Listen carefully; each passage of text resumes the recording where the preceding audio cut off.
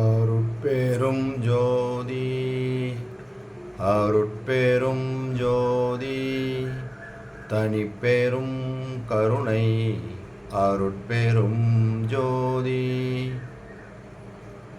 எல்லாம் செயல் கூடும் என் ஆணை அம்பலத்தே எல்லாம் வல்லான் தனையே ஏத்து. ஓம் ஸ்ரீ ராமலிங்காபயம். ஓம் ஸ்ரீ ராமலிங்காபயம். ஓம் ஸ்ரீ ராமலிங்காபயம். எல்லோருக்கும் வணக்கம். இது எனது யூடியூப் சேனலான எல்லாம் செயல் கூடும் வள்ளலார். நான் வள்ளலார் முத்து பேசுகிறேன். இன்றைய பதிவில் நாம் மாயை வலிக்கு அலுங்கல் என்ற தலைப்பில் வரும் 10வது பாடலை பார்க்க இருக்கின்றோம். இதுதான் நிறைவு பாடல். முதலில் நான் பாடல் வரிகளை படிக்கிறேன். பின்பு விளக்கத்தை பார்ப்போம். இருளையே ஒளி என மதித்திருந்தேன், இச்சையே பெருவிச்சை என்று அளந்தேன், மருளையே தரு மனக்குரங்கோடும் வனமெல்லாம் சுழன்று இனம் எனத் திரிந்தேன், பொருளை நாடு நற்புத்தி செய்தறியேன், பொதுவிலே நடம்புரிகின்றோய் உன்றன் அருளை மேவுதற்கு என் செய்யக் கடவேன், அப்பனே என்னை ஆண்டு கொண்டு அருளே அப்படின்னு சொல்லி இந்த 10வது பாடலை பாடியிருக்கிறாங்க.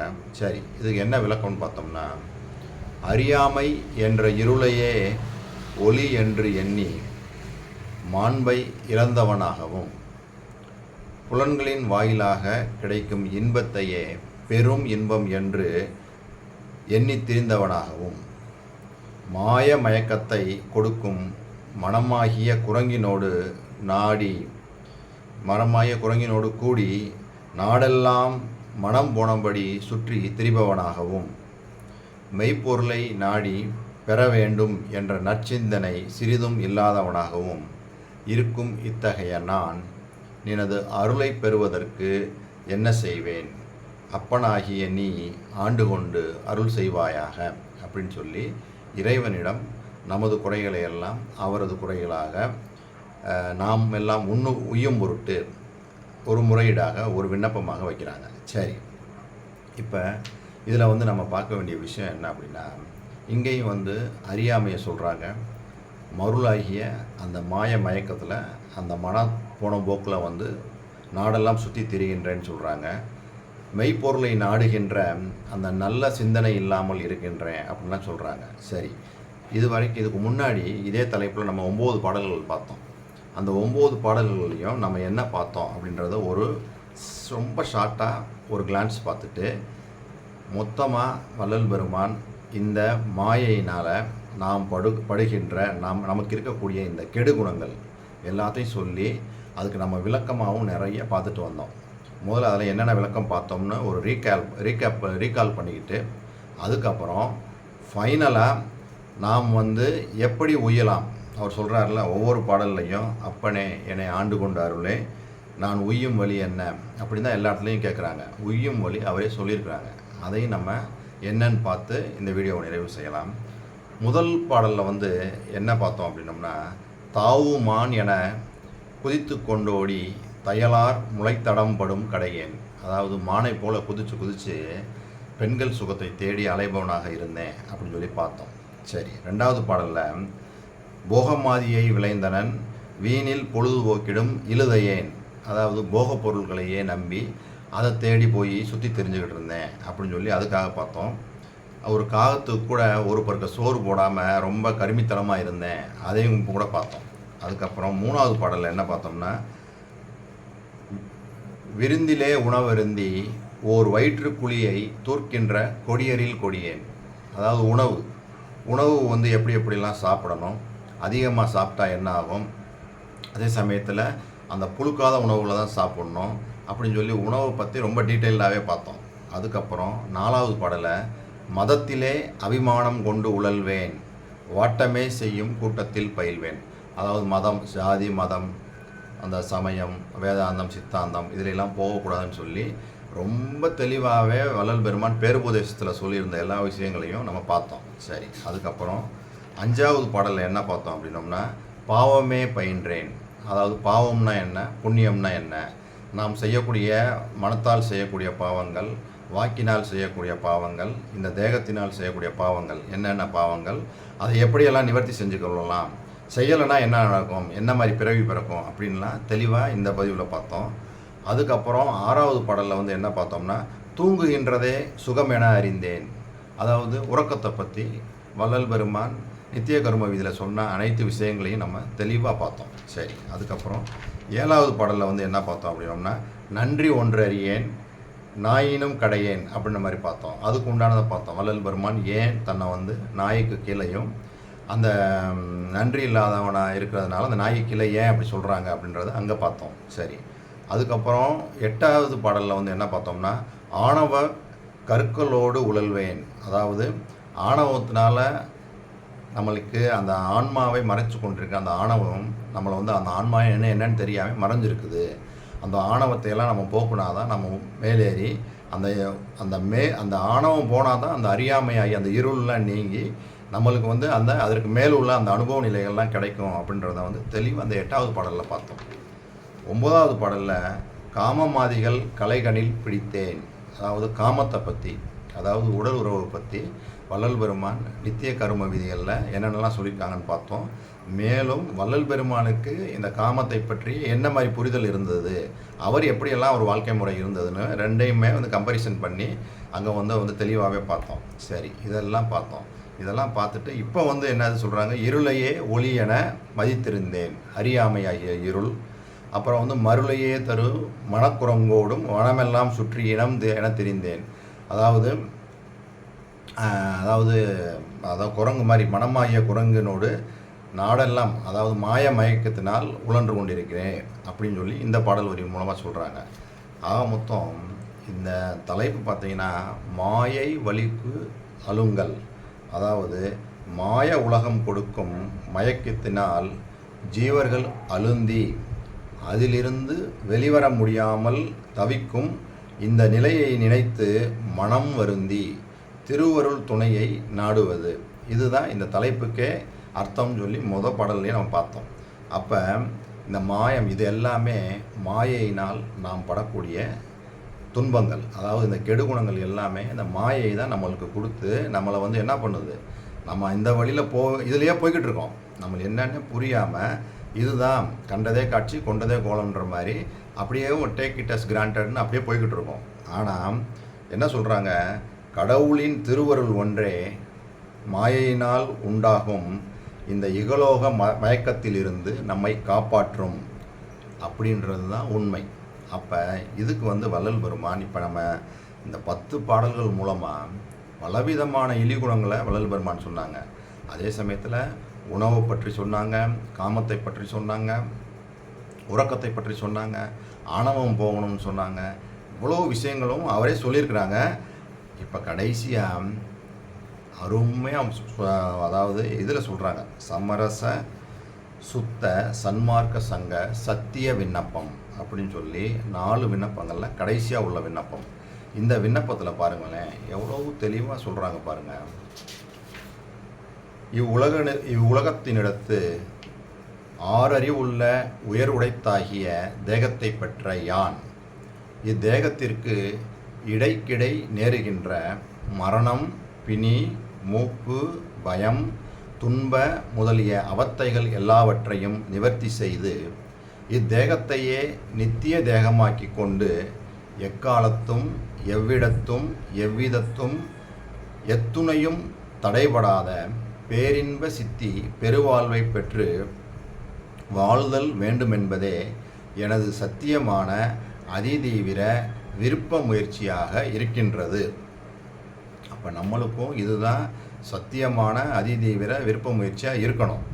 ஏன்னா நம்ம யாருமே வந்து மரணிக்கிறதுக்கோ நோய்வாய்ப்படுறதுக்கோ விரும்ப மாட்டோம். ஆனால் அதுக்கு உண்டான செயல்பாடுகள் நம்ம செய்கிறதில்ல. வள்ளல் பெருமான் என்ன சொல்கிறாங்க பாருங்கள், எனது சத்தியமான அதிதீவிர விருப்ப முயற்சியாக இருக்கின்றதுன்னு எதை சொல்கிறாங்க, பயம், மரணம், பிணி, மூப்பு, பயம், துன்பம் முதலிய அவத்தைகள் எல்லாவற்றையும் நீக்கி அந்த எக்காலத்தும் எவ்விடத்தும் எவ்விதத்தும் எத்துணையும் தடைபடாத பேரின்ப சித்தி பெருவாழ்வை பெற்று வாழ்தல் வேண்டும் அப்படின்றதான் அவருடைய அதிதீவிர விருப்ப முயற்சியாக இருக்குதாம்மா. சத்தியமான அதிதீவிர விருப்ப முயற்சியாக இருக்கின்றது அப்படின்றாங்க. ஸோ நம்மளும் அது மாதிரி ஒரு சத்தியமான அதிதீவிர விருப்ப முயற்சியாக வச்சுக்கிட்டோம் அப்படின்னா அதுக்கு என்ன தேவை? அதை இந்த இந்த விருப்பத்தை நிறைவு பண்ணுறதுக்கு அவரே பதில் சொல்கிறாங்க. எனது விருப்ப முயற்சி இங்கனமாக அவத்தைகள் எல்லாவற்றையும் நீக்கி இத்தேகத்தை நித்திய தேகமாக்கி எக்காலத்தும் அழியாத பேரின்ப சித்தி பெருவாழ்வை பெற்று வாழ்தல் எதனால் கூடுமென்று அறியத் தொடங்கிய தருணத்து வேறு எந்த வழியாலும் பெறுதல் கூடாது. எல்லாம் உடைய கடவுளுடைய திருவருட் சுதந்திரம் ஒன்றாலே பெறுதல் கூடுமென்று தேவரீர் திருவருளால் அறிவிக்க உள்ளபடி அறிந்தேன். பின்னர் திருவருட் சுதந்திரம் நமக்கு எந்த வழியால் கிடைக்கும் என்று அறியத் தொடங்கிய தருணத்து எனது யான் என்னும் தேக சுதந்திரம், போக சுதந்திரம், ஜீவ சுதந்திரம் என்னும் மூவகை சுதந்திரங்களும் நீங்கிய விடத்தே கிடைக்கும் என்று தேவரீர் திருவருளால் அறிவிக்க உள்ளபடி அறிந்தேன். இப்போ நான் ஏன் இதை படிக்கிறேன், இதை ஏன் சொல்கிறேன் அப்படின்னா, மாயையிலேருந்து அந்த மாயையில் கொடுக்கக்கூடிய அந்த துன்பங்கள்லேருந்து நம்ம வெளியே வரணும் அப்படின்னா கடவுளுடைய அருள் வேணும் அப்படின்னு சொல்லி அங்கே பார்த்தோம். அது ஒன்றுனால தான் அந்த மாயையிலேருந்து நம்ம மீண்டு வர முடியும்னு பார்த்தோம். இங்கே என்ன சொல்கிறாங்க, அந்த அருட் சுதந்திரத்தை எப்படி பெற முடியும் அப்படின்னா, யான் எனது என்ற தேக சுதந்திரம், போக சுதந்திரம், ஜீவ சுதந்திரம் என்னும் மூவகை சுதந்திரங்களும் நீங்கிய விடத்தே கிடைக்கும் என்று தேவரீர் திருவருளால் அறிவிக்க உள்ளபடி அறிந்தேன். ஆகலில் எனது சுதந்திரமாக கொண்டிருந்த தேக சுதந்திரத்தையும் போக சுதந்திரத்தையும் ஜீவ சுதந்திரத்தையும் தேவரீர் திருவருட்கே சர்வ சுதந்திரமாக கொடுத்துவிட்டேன். கொடுத்த தருணத்தே இத்தேகமும் ஜீவனும் போக பொருள்களும் சர்வ சுதந்திரராகிய கடவுள் பெருங்கருணையால் கொடுக்கப்பட்டனமே அன்றி நமது சுதந்திரத்தால் பெற்றன அல்லவென்றும் உண்மையை அறிவால் அறிவிக்கவும் அறிந்து கொண்டேன். இனி இத்தேகத்தினிடத்தும் ஜீவனிடத்தும் போக பொருள்களிடத்தும் தேவரீர் திருவருட் சாட்சியாக எனக்கு எவ்விதத்தும் யாதோர் சுதந்திர தோற்றமும் தோற்றமாட்டாது. தேவரீர் திருவருட் சுதந்திரத்தை என்னிடத்தே வைத்தருளி மரணம், பிணி, மூப்பு, பயம், துன்பம் முதலிய அவத்தைகள் எல்லாவற்றையும் தவிர்த்து இத்தேகத்தையே நித்திய தேகமாக்கி எக்காலத்தும் அழியாத பேரின்ப சித்தி பெருவாழ்வில் என்னை வாழ்வித்தல் வேண்டும். இத்தேகத்தை பெற்ற எல்லா ஜீவர்களுக்கும் எனக்கு அறிவித்த வண்ணமே அறிவித்து அவரவர்களையும் உரிமையுடையவர்கள் ஆக்கி வாழ்வித்தல் வேண்டும். தேவரீர் பெருங்கருணை ஆட்சிக்கு வந்தனம் வந்தனம். இங்கனம் சிதம்பரம் ராமலிங்கம் அப்படின்னு சொல்லி இந்த விண்ணப்பத்தை நிறைவு செய்கிறாங்க. எவ்வளோ ஒரு கருணை பாருங்கள். அவர் இதெல்லாம் என்னை வாழ்விக்கணும், எனக்கு எல்லாம் கொடுத்து அந்த நித்திய தேகத்தை பெற்று எக்காலத்தும் அழியில்லாத பேரின்ப சித்தியில் வாழ வைக்கணும்னு சொல்லிட்டு அடுத்து என்ன சொல்கிறாங்க பாருங்கள், இந்த தேகத்தை பெற்ற எல்லா ஜீவர்களுக்கும் எனக்கு அறிவித்த வண்ணமே அறிவித்து அவர்களையும் உரிமையுடையவர்களாக்கி வாழ்வித்தல் வேண்டும். பாருங்கள், இதுதான் கருணையோட உச்சம். அவர் அங்கே வேண்டுதல் வச்சு எனக்கு இந்த மாதிரி ஒரு இதை அறிவால் அறிவிக்க சொல்கிறாங்க பாருங்கள். திருவருளால் அறிவிக்கப்படி உள்ளபடி அறிந்தேன்.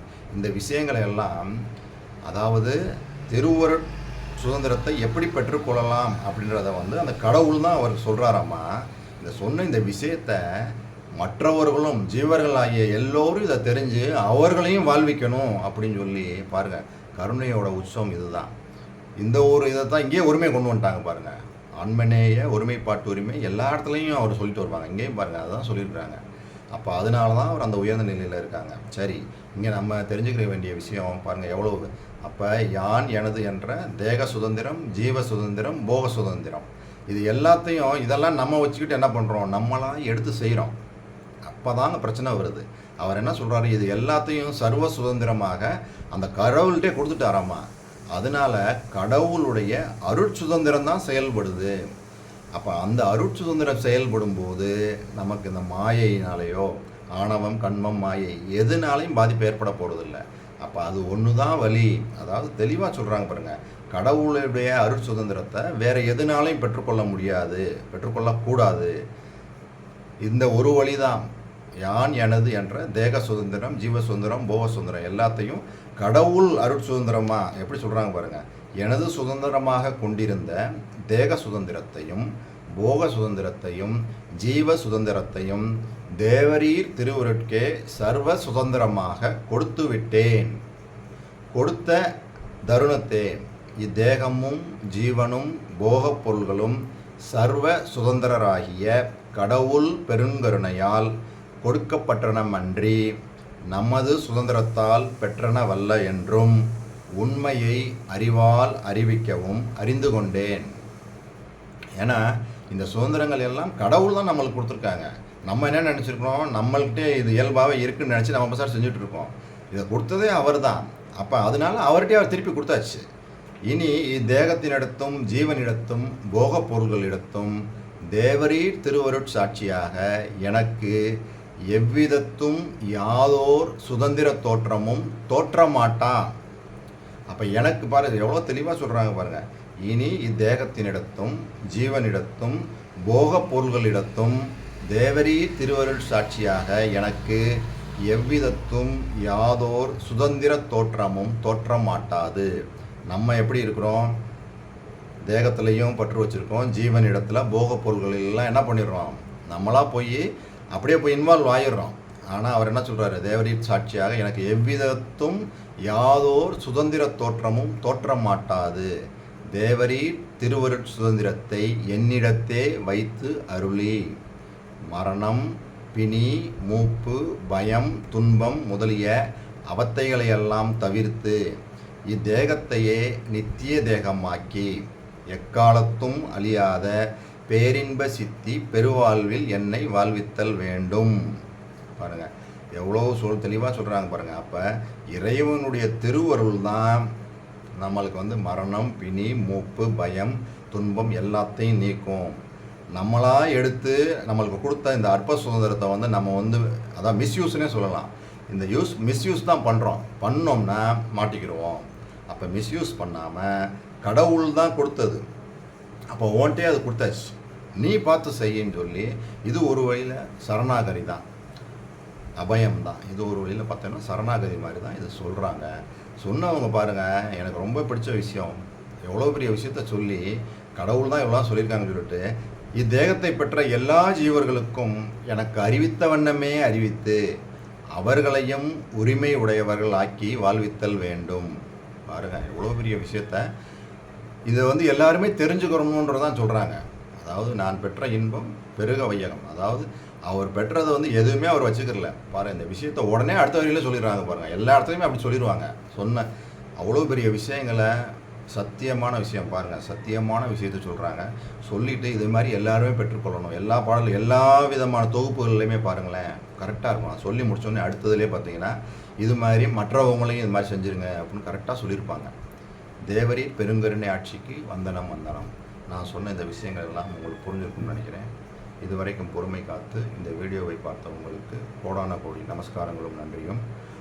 இப்போ மாயை ஒலிக்கு அலங்கள் 10 பாடல்கள் முடிஞ்சதுனால அடுத்தது 6வது தலைப்பில் முறையீடு அப்படின்ற இந்த தலைப்பில் பார்த்தீங்கன்னா அடுத்த ஒரு 10 பாடல்கள் ஏற்றியிருக்காங்க. அதில் முறையீடில் 1வது பாடல் நாளைக்கு பார்ப்போம். அருட்பெரும் ஜோதி அருட்பெரும் ஜோதி தனிப்பெரும் கருணை அருட்பெரும் ஜோதி.